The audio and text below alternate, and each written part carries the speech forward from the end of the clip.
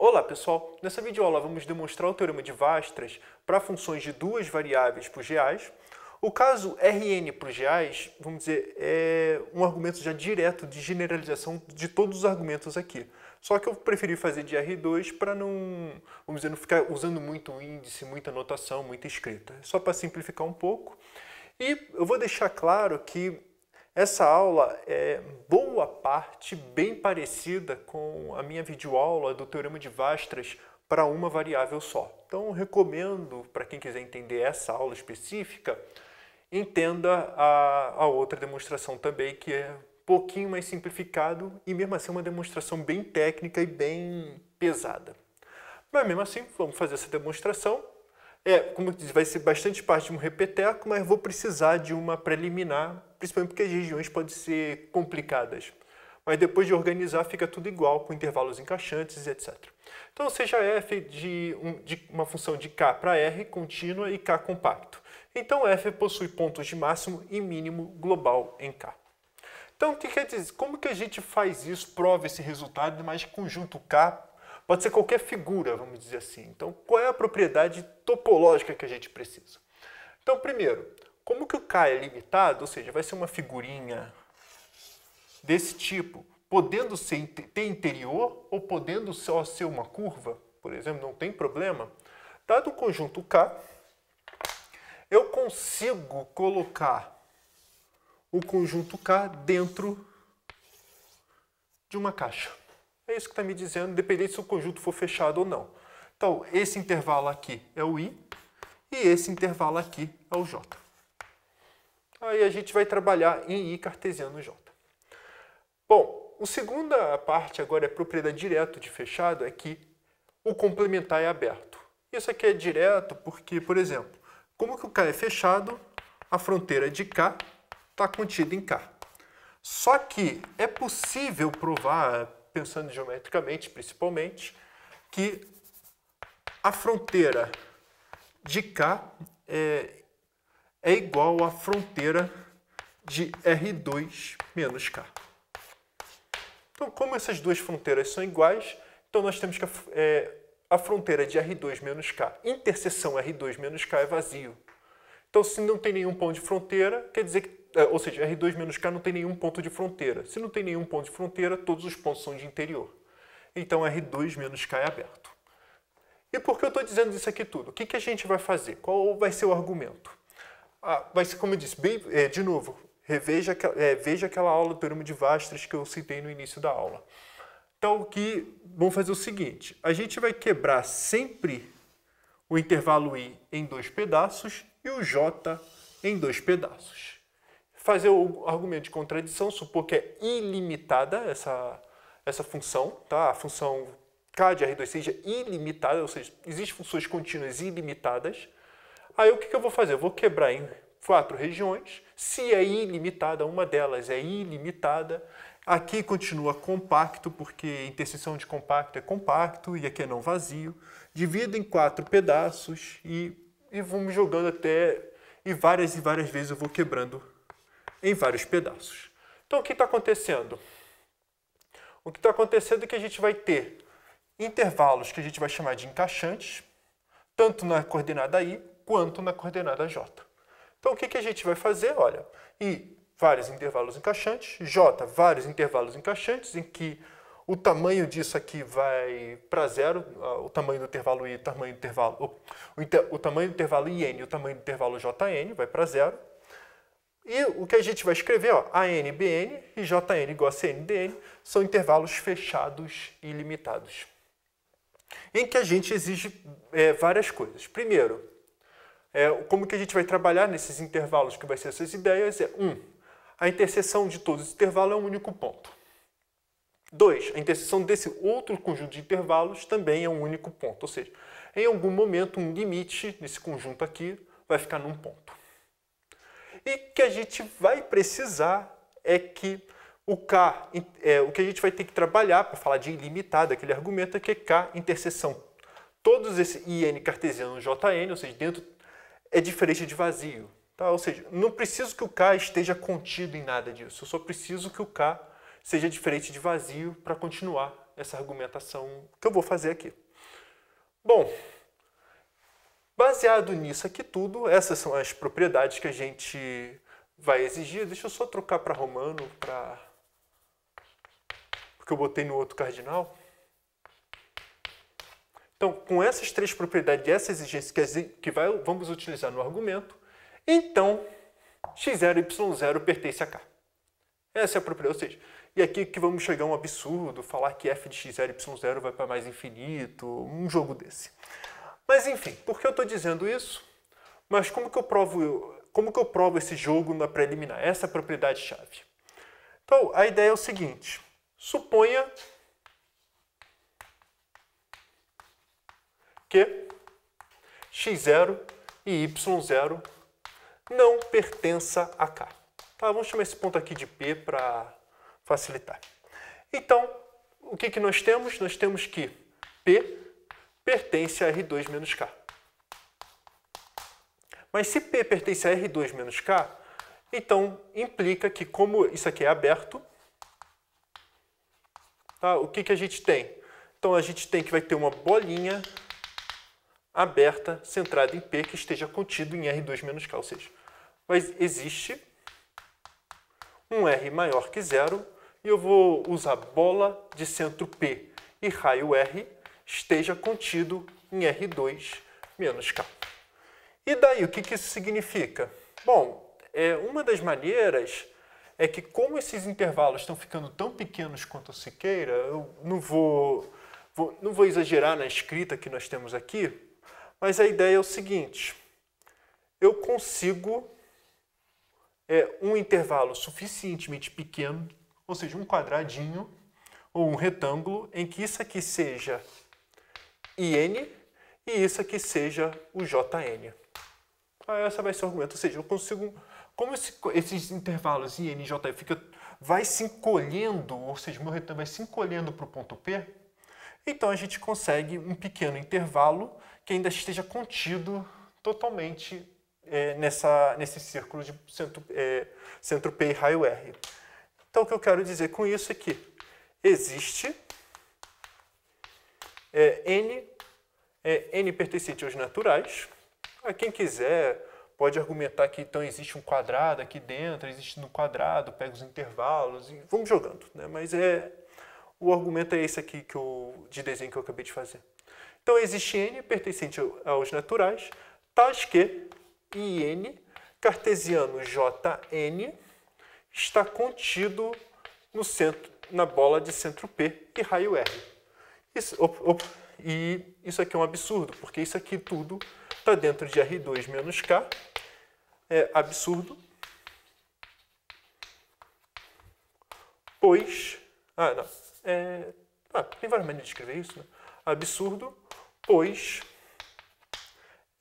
IN cartesiano JN, interseção K, é diferente de vazio. Ou seja, o que a gente teria ao mesmo tempo? A gente teria que ao mesmo tempo, isso aqui é diferente de vazio e isso aqui está totalmente contido no complementar. Isso não pode acontecer, né? Tá? Então, o que a gente está fazendo? Então, o que a gente acabou de provar? Essa propriedade aqui, ó. x0, y0 vai estar em K, e com aquele argumento que a gente vai desenvolver no próximo quadro, então faz sentido calcular f de x0 e y0. E aqui que a gente vai chegar ao absurdo, falar que é maior que todos os valores possíveis, então essencialmente é infinito, né? Mas enfim, é isso que a gente vai argumentar, isso vai ficar para o próximo quadro e vamos detalhar todas as ideias. Continuando a aula, o que a gente vai fazer? É a mesma ideia da videoaula que eu citei várias vezes do Teorema de Weierstrass. Fazer em 3 passos. O passo 1 é o mais complicado, é o que vai fazer aquelas ideias dos intervalos encaixantes. O passo 2, ele vai utilizar o passo 1 para que a gente vai escolher uma função bem esperta. E o passo 3 eu até vou deixar como exercício, mas também é parecida com o passo 2, só que a gente usa uma função também esperta, que é assimétrica dessa. Mas enfim, eu vou só para vocês verem que é o mesmo argumento, eu vou provar que o passo 1 implica o passo 2. Supondo que isso aqui está provado, vamos provar esse resultado aqui. Então, como que a gente faz? Bom, a gente usa o axioma do supremo, ou seja, a gente pega, supõe que um m é igual ao... como que a minha função f já é limitada, isso foi provado no passo 1, vamos dizer assim. Então, a gente define o m como o supremo da imagem da f. E vamos supor, por absurdo, que m não pertence à imagem da f. Então, qual é a ideia? Primeira parte, tem que lembrar da definição de supremo. O que a definição de supremo diz? Olha, o m ele é o que a gente chama de menor coto superior. Então, se eu andar um pentelésimo para a esquerda, ou seja, diminuir um pouquinho esse m, então esse m menos 1 sobre n já não é mais cota superior. O que significa não estar mais na cota superior? Que existe um elemento daqui da imagem de f que é estritamente maior que esse m menos 1 sobre n. Então, baseado nisso, olha, como que o m não pertence à imagem da f, nós consideramos sempre essa limitação. A gente acha xn e yn, e para todo n maior que zero, né? Existe xn e yn que isso aqui satisfaz. E o que a gente vai fazer? Agora a gente vai pegar aquela função esperta, que é igualzinho do outro vídeo, que é 1 sobre m menos f de xy. E por que isso? O que acontece de importante disso? Primeiro, como que o f está definido em k, o h também está definido em k, porque eu estou supondo que esse elemento m aqui não está na imagem de f, então eu posso fazer o inverso. Então esse aqui continua compacto, h é contínua, então ela tem que ser limitada. Se ela é limitada, então agora a gente vai chegar a um absurdo por causa dessa continha aqui. O que acontece com essa continha é que, se eu diminuir m e fazer toda essa conta aqui, olha só, se eu calcular quanto vale h de xn e yn, só com essa majoração aqui. Se está aqui dentro o f, é porque o h de xn vai ser estritamente maior que n. Essa função aqui é positiva, eu escolhi de forma esperta m menos f de xy. Então, como que h de xn e yn é positiva, então h não é limitada. Isso é um absurdo. Essa aqui é o grande passo, pega o supremo, ou seja, podemos usar porque f é limitado, isso é o provado, e depois usa de novo o passo 1 para garantir que essa h também é limitada e também ilimitada. E chegamos à contradição. Então, qual é a contradição? Supor que não está na imagem de f. Então, está na imagem, ou seja, o máximo global está na imagem de f. É o que a gente queria provar. Bom, então, o passo 3, como eu disse, eu vou deixar como exercício. Quem tiver dificuldade, assista aquela aula que eu estou citando várias vezes. E vamos dizer, argumentar por cima o passo 1. Tá? A gente vai precisar, só para dar as ideias, porque eu não vou argumentar com todo o detalhe, porque é muita coisa para escrever. Mas a ideia é o seguinte. A ideia pega, passo 1, supomos que módulo de H é ilimitado, para só olhar para o mais infinito. Então, seja I0 igual a 0B0 e J0 igual a C0D0, tal que K está aqui dentro. Então, está aqui o nosso conjunto K, que eu não sei quem é, e eu coloco uma grande caixa nele, né? Esse aqui é o meu I0, esse aqui é o meu J0. Então, como que eu disse, eu vou dividir esse intervalo em 2 e esse intervalo também em 2. E o que acontece é que quando se divide em 4 regiões, eu vou ter exatamente 4 regiões. Esse aqui é o R1, esse aqui é o R2, esse aqui é o R3 e esse aqui, espera, deixa eu ver se eu botei certo. Esse aqui é o R1, aí foi C0 até o Q, C0 até o Q, deixa eu botar os índices certos. A0 até P1, esse aqui é aqui e o C0 até Q1. Então esse aqui é o R1. E depois eu vou pegar o A0P1 até Q1D0, ou seja, eu vou pegar esse aqui, o meu R2, e depois eu vou pegar P1B0, C0Q1, então eu escolhi o pior jeito possível, R3, e esse aqui eu estou pegando como R4. Ou seja, eu peguei os dois intervalos, o quarteto final aqui como R4, tá? Tanto Q1D0, etc. E assim, essa é a divisão. Então, o que acontece é o seguinte, eu quebrei o K em 4 pedaços, tá? Que está aqui dentro. E o que acontece é que, como o módulo de H é ilimitada, ou seja, ela cresce indefinidamente, o gráfico vai lá para infinito, vamos dizer assim. Então, em uma dessas 4 partes, o gráfico tem que ir lá para infinito, tem que subir. Porque senão, se todas ficassem até um certo valor, então quer dizer que aqui dentro, aqui tudo, o H inteiro estaria dentro de um certo valor. Ou seja, uma dessas 4 tem que crescer, o gráfico tem que subir lá em cima. A questão é, ou vai estar no R1, ou no R2, ou R3, ou R4. Qual deles? Não sei. Mas a gente sabe que um deles está, e a gente vai fazer o seguinte. Em outras palavras, módulo de H é ilimitada em pelo menos uma das regiões RI. Tá? Repara que o RI1, R2, R3 eu intersectei com K. Então vamos supor que é o R3, para a gente fixar as ideias. Então quando a gente faz o R3, a gente agora vai reordenar todos os índices. Então o R3, olha só o que está acontecendo. Se estou supondo que é o R3, eu vou chamar esse intervalo aqui de I1 e esse intervalo aqui de J1. Ou seja, eu dividi por 2, tanto o intervalo I1 quanto o intervalo J1. Então o que acontece é o seguinte. Então toma I1 igual a 1B1, J1 igual a... Ixi, eu botei 2B2 aqui, não sei nem porquê. J1 igual a C1D1.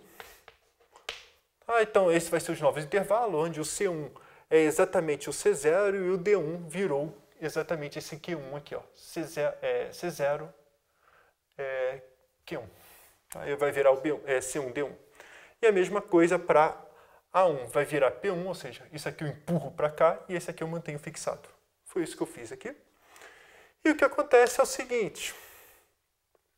Agora eu defino um compacto também menorzinho, que é o K1 igual a K inter, etc, etc. O que nós temos? Só para escrever, então K1 é compacto, interseção de fechados. E a parte importante é que K1 continua agora dentro em I1 cartesiano J1.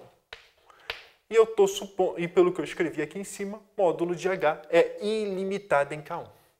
Então o que a gente vai fazer? Vai pegar o K1, vai dividir esse intervalo em 2, esse intervalo em 2, e 2 cartesiano J2 e assim sucessivamente.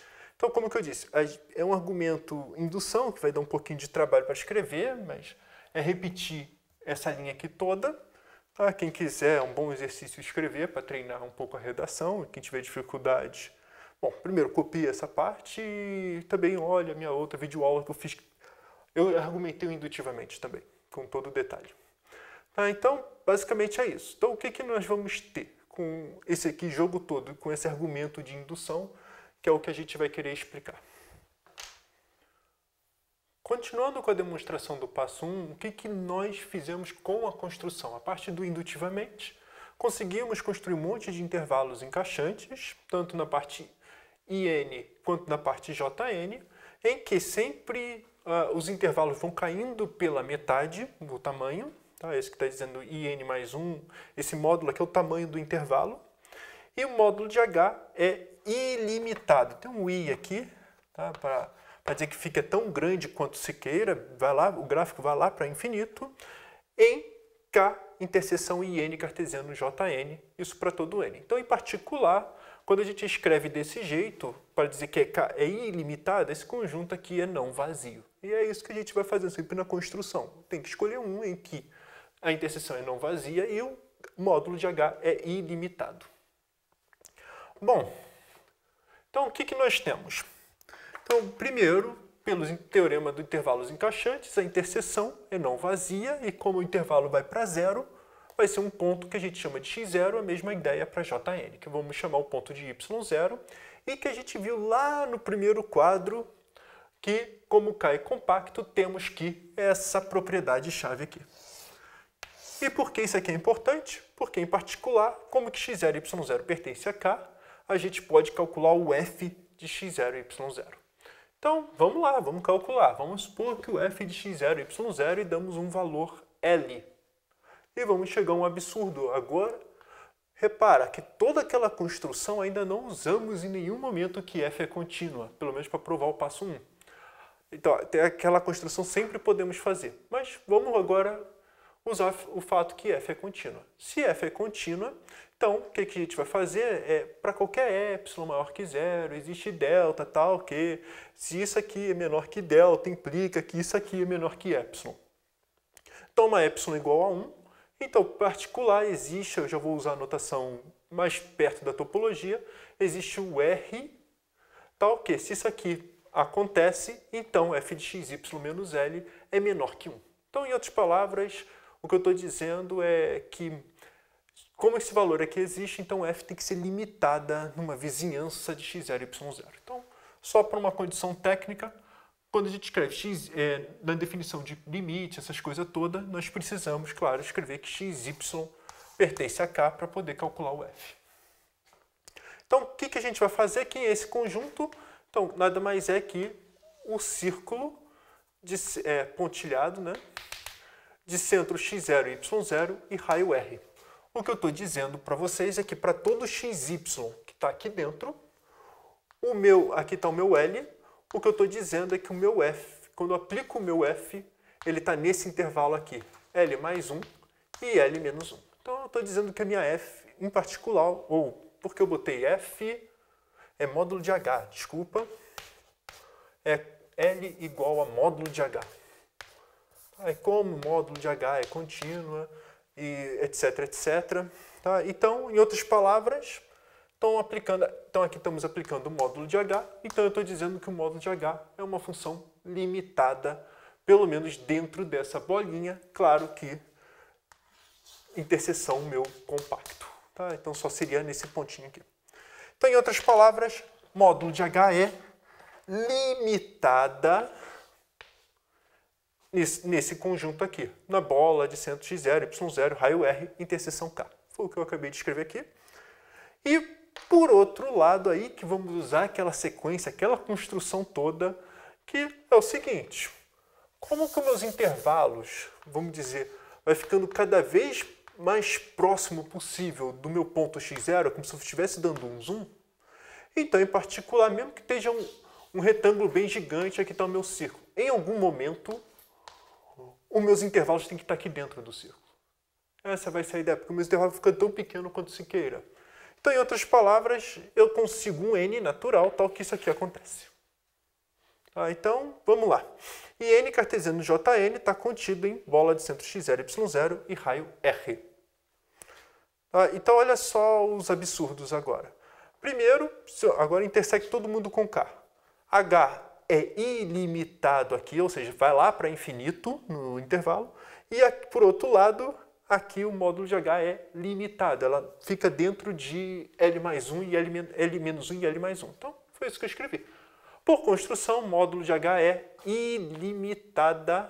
Tá? Vamos botar um I bem forte aqui, ou seja, vai lá para infinito, nesse conjunto aqui. E, portanto, por força maior, se o grau vai lá para infinito e eu aumentei o meu domínio de definição do módulo de H, então o módulo de H é ilimitada nisso aqui. Um absurdo. Tá? Então, onde está o absurdo?